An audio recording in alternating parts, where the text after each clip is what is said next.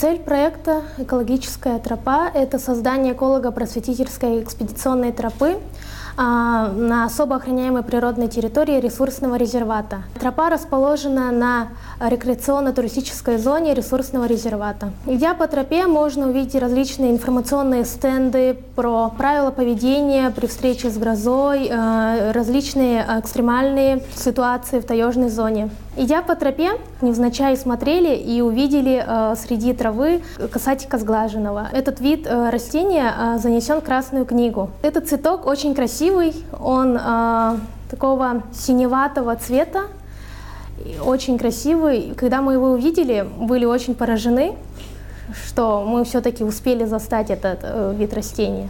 Идя по тропе, там можно очень поразиться красоте природы Якутии. Можно увидеть, как течет речка Кенкаме, и можно покупаться в ней.